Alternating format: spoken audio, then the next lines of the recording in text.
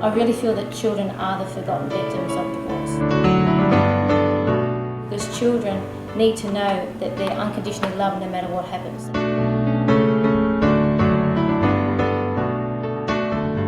I felt in my heart that this book was going to be something significant to break the chains of bondage that children have from divorce.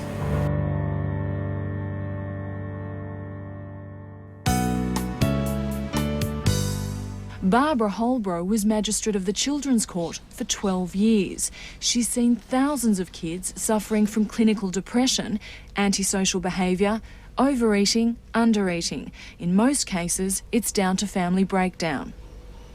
They blame themselves. And they say to me, if I'd been good, then maybe Mum and Dad would still be together. I carried the burden. I carried anger, depression, rejection. I felt that I wasn't worthy of having a marriage. I didn't think that I'd actually get married. I thought if I did, I'd get divorced. Now 29, Karla has written a book which she hopes will help the children of divorce and encourage parents to look beyond their own pain. Was it my fault? Did I fight with my brother too much? Did I argue too much? Did I, last time when I threw my bike down and I didn't do what my parents said, did that cause the divorce? Kids start to ask questions, and that's why most children say with a question mark, is it my fault? Karla says that candour and communication are the keys for children's emotional well-being. Her message, just tell the truth. How can children be best equipped to cope with divorce? By the parents being sensible, and the mother or the father should sit down together and say why this is occurring and reassure these children that they both love them. Karla Lee, good morning and welcome. Good morning. I was very moved when I read your little books. The first one, Is It My Fault? A Child's Perspective on Divorce, which is really meant to be read to children and with children, isn't it? Yeah, it's more of a storytelling. Most children that go to bed usually like a story, but I feel that with children who are dealing or trying to deal with this situation, it's a great time for a parent and a child to actually sit down together and read the story together. I mean, most of the children like it because of the illustrations, and it then connects with them and they can start to express, oh, that's how I feel, and it helps the parents also see how children need it expressed to them in a simple and honest manner. Yes. How did your mother feel when she read this? Because you've been searingly honest. Yeah. Oh, well, my mother said she cried, because she had no idea. She knew the early years, but as soon as she got to the teenage rebellious part, she said, oh my goodness, what did you do? She couldn't believe but I was honest, because I said to her, what is the point of me putting out a book that only touches the sides?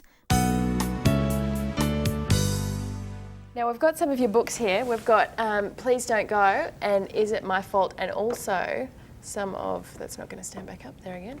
We'll just pop that down. And also some of your dolls. Yep. Do you want to tell us a bit about the books and the dolls and how they came? Yep. It's like basically when counsellors speak to children, they usually have a lot of information that they're trying to work with kids. Now, what I wanted to do is do a family pack so that the parents at home can work with their kids, because when the trust has been broken, a lot of parents send their kids off to counsellors, and that doesn't really help bring back the trust to the children with the parents.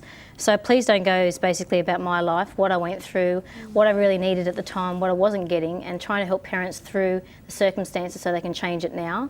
If their children, as say teenagers, they could read Please Don't Go to see basically the road I went down, which was wrong, and the path they really need to take. They don't have to go down the alcohol and the drugs and the abuse a lot of kids go down, and they can actually have a better life if they just make the right choices in life. But Is It My Fault? I've basically illustrated for children. It's got drawings in there, which is much easier for kids these days. There's 4 stories in there about either a mother leaving or a father leaving, or a stepmother coming in or a stepfather coming in.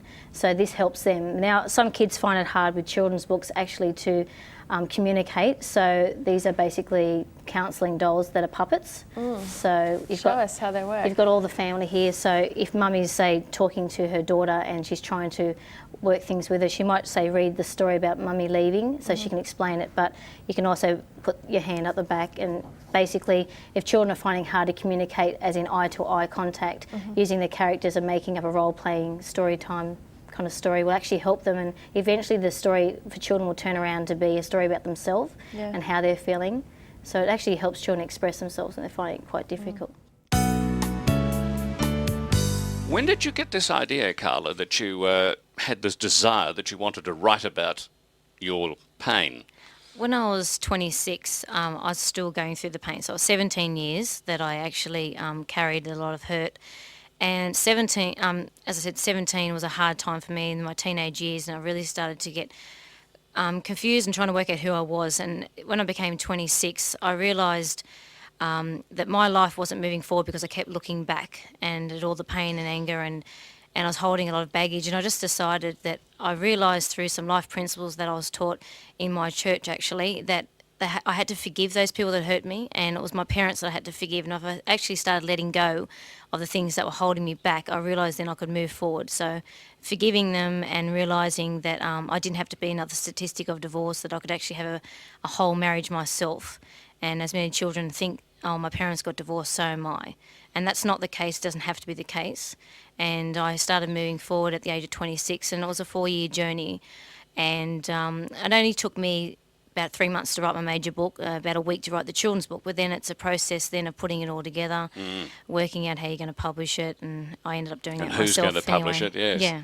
I mean, who am I? No one knows who I am. Do you know, a lot of people go through this, they write things, they do things. And, yeah, but people, you know, when you first do something, they wonder who, well, you haven't got a name, you're not known. And that wasn't my point. I wasn't standing up to say I'm Karla Lee. I was standing up to say I'm a child of divorce who wants to actually speak for children and give them a voice.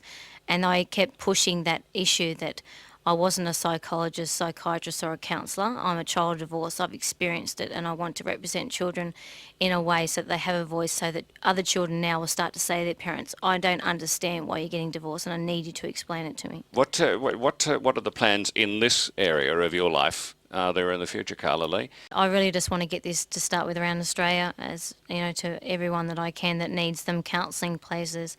I've got a lot of places that want to get them to help children in schools and hospitals for children, and then my dreams are also to take it overseas, especially America. I mean, there's 10 million divorces a year in America. It's a sad case, but you know, I know it's desperately needed over there in the UK and different places. I don't want to just make it, this is just a book and off I go. This is something that's a tool, and I need to make sure that it's in every single possible way open for children and for parents to actually have it and see what happens. Every day, 365 days of the year 2001, 146 children were the casualties of divorce in Australia. When children are in the middle of two people that are breaking up, their question is why? You know, why is this happening? Because it's usually not explained to them. Invariably, these kids, when I spoke to them in chambers, would say, if I'd been better, maybe they'd still be together. I started looking for something where a child has written a book. I've read a lot of specialist books and they're fantastic, but they still didn't connect with me and how I felt.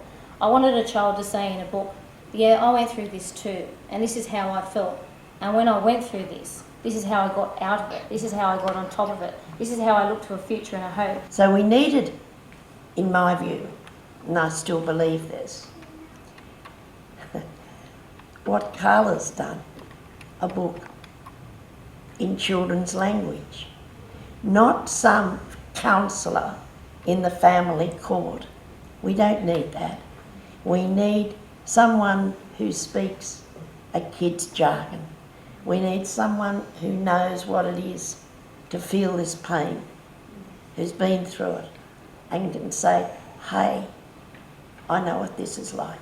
Not every book is meant to be published, but I really felt in my heart that this book was going to be something significant to break the chains of the bondage that children have from divorce. I decided to write Please Don't Go for parents, and teenagers also can read this book. Too many people write books about this problem and that problem, but where's the solution to fix it? There's nothing out there. So I really felt then I needed to write for children, so children can open up a book as they're going through it, like a bedtime story, and they can sit there and you can talk about the parents that are leaving and the parents that are coming into the family if there's a potential step-parent, and the right way to do it, the way a child understands. And so I designed the 4 counselling dolls for a purpose, for role-playing and for comfort for the children, so that when they're reading the stories, the parents and children will start to open up to each other.